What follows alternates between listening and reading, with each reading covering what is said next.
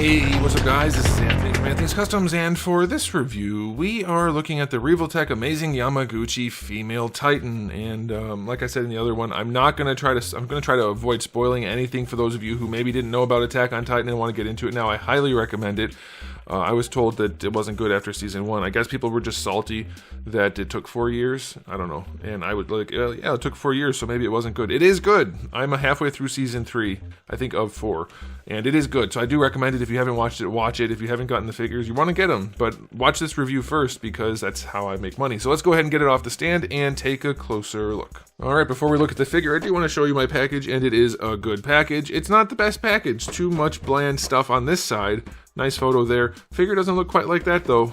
That's been happening a lot lately with this company. So, yeah, we're going to have to talk about this. Nice photos on the back, though, does show how versatile the figure can be, which is great, and it can do a lot of that stuff really, really well. But I want to talk about this real quick. If you look at the faces on here, it looks like her brow is furrowed more. And it's not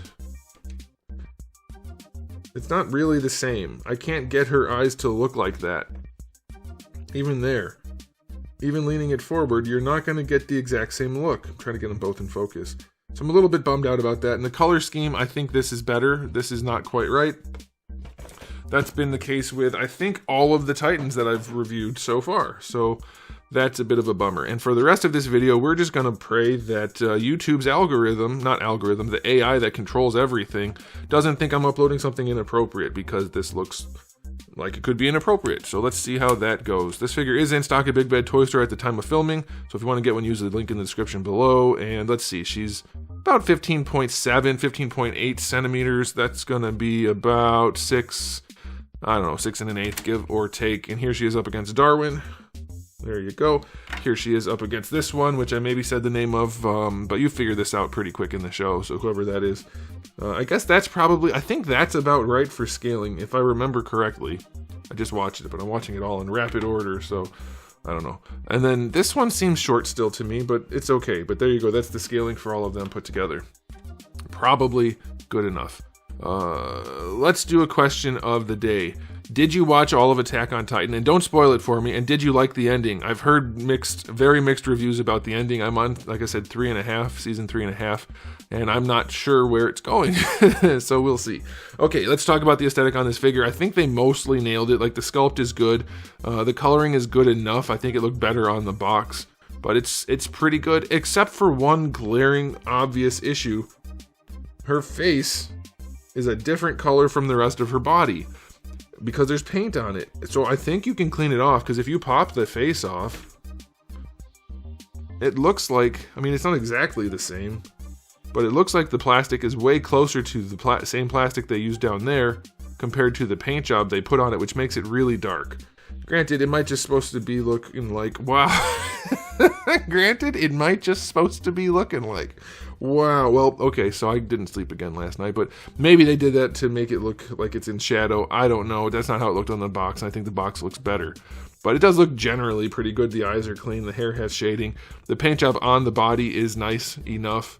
And then the color consistency is pretty good. So it looks pretty good. I think the overall proportioning is also really good. It looks accurate to the source material. She can't get her arms down without the shoulders looking janky, though. She's got one of these situations going where if you want the shoulders to look decent, the arms have to be in an A pose. So that's that. But then there's also some issues like this. Little issues. I don't know if anybody's going to care. There are dark spots in the plastic. I don't know if it's just because it's super thin there, or if they just messed up the plastic a little bit, or what. And she doesn't have shading throughout as much as I would have liked either. There's some paint on it, but not as much. So, yeah, I don't know. She is in some ways the least of the Titan figures, but in other ways, I think she's probably the best poser out of all of them. I don't know. The first one was pretty good too. So, anyway, aesthetically speaking, I'll go 8 out of 10. There's some problems. It's not great. Now, as far as accessories go, I think she's the best out of all of them. She has the interchangeable hair, which is fine, and her head doesn't fall off like on the other one, so that's nice. We have a decent spread of hands, including the ones with the armor, so that's pretty cool, and that looks nice. Then we get an interchangeable elbow and leg, which I think are great. You can do very specific poses with those only, but that's fine, and they look nice. The paint job on there is really well done, so I think that's good. And then of course she has the standard stand, so I'll go 9 out of 10 for accessories. That's probably everything you need, except for the freaking alternate face, which I'm guessing was an exclusive thing. Not having an open mouth or anything would, I mean, that'd be nice if she had it. It's not the biggest deal that she doesn't, but it would be great if they had another head. Okay, so let's see if she can pose. With the hair, I'm guessing she can't lean back that far. Oh no, it actually works surprisingly well. She can lean her head back nicely. They screwed this up though. There should be more plastic there. That sucks. That giant gap sucks. She can lean forward nicely. That's good. I think they could have made her lean forward and not have that giant gap. But other than that, moving her head and neck around, it works really well. There's no real issue there, so that's good. Her shoulders are standard Revoltech shoulders. She gets all the range out of them, and because she's smaller, they're actually a whole lot less ugly. They're still not great looking, but they are less ugly, and they do function as they're supposed to. It's a full-on Revoltech shoulder, everything you would expect. You get the shoulder that rotates and the bicep swivel right here, and so it's fine. If you're into Revoltech, you won't even care. If you're not, it's not the most fun thing to handle, but it does work. This arm pops off too easily on mine. I don't know if that's for everybody. That's because the meaty parts are bumping into the shoulder when you rotate it. So that's kind of irritating. It's very irritating. Now we have the chest situation to talk about. We have our butterfly type joint, which lets the arms go all the way back, and it works pretty well. Like, they go all the way back, that's nice. And the sculpt is okay in doing that, but what you have to do, I don't think I've ever done this before, but you have to actually articulate the boobages to rotate them, at least like that, to make this like cream colored part connect, and you can actually move them out to the side too. So it definitely, I wouldn't probably do this pose because it makes it look weird. You have to move her boobs out to make it look semi-normal. But then also it looks kind of weird, so probably don't go to the extremes where you have to pose the boobs too much, or just rotate them like that and it looks a little bit better, I think. But yeah, you can do the whole thing over here, and then you can also bring it in. On this side, her clavicle piece right there gets stuck. I'll show you. See, like that? It gets stuck, so I have to push mine in to do it. But then you can do it just fine, and it works, and you can bring the chest very close together. And the boobs do move so that you can do that, and that will help with posability. So I've never had articulated boobs. I've seen squishy boobs on action figures, but I've never seen articulated boobs. But mine didn't come with them aligned correctly, so just in case you're unaware and don't feel like looking at the box or whatever, you want to rotate them so that the teardrop, the top of the teardrop shape, is in line with that chest, the cream part basically. That's what that's for. So yeah, that works surprisingly well. Never dealt with articulated boobies before, and they did a good enough job. I think that's reasonable. Like, for what Revoltech does, this is probably as good as you're gonna get on something like this. So good job to them for articulated boobies. All right, ball hinge, ball peg. So if you do just one, I mean, if you do both, you get a lot of range. That's really good, but you do get the uglier elbow. If you do just the one, you get a better looking elbow, but less range. But hers is actually still pretty good. Like, hers is, yeah, she's got really nice articulation, so her elbow works really well. Ball hinge wrists. The ball hinge is closer to the size of the arm, so she has even better range in the wrist than most Revoltechs, so that's nice. For the upper torso, lots of range. Like, she leans all the way forward. It does get gappy in the back, but really good range there. Going back, not as far, but side to side is also really, really good. So that's awesome, and of course you have your rotation. Same thing down here, all kinds of range, no real problems there. This piece is floaty, so you can hide the gapping, and it just works really, really well. She can pose very nicely, which is Revoltech's thing, except this figure actually looks pretty decent. Their Titan figures are surprisingly good. Some of the better figures they've released, I think. Alright, for the hips. Now this is a problem. This part is fairly hard plastic. It doesn't really flex, so bringing the legs out to the side, you're not getting like full-on splits or anything. I don't know if you care about that, but it is a thing you're not getting, so you have to be aware.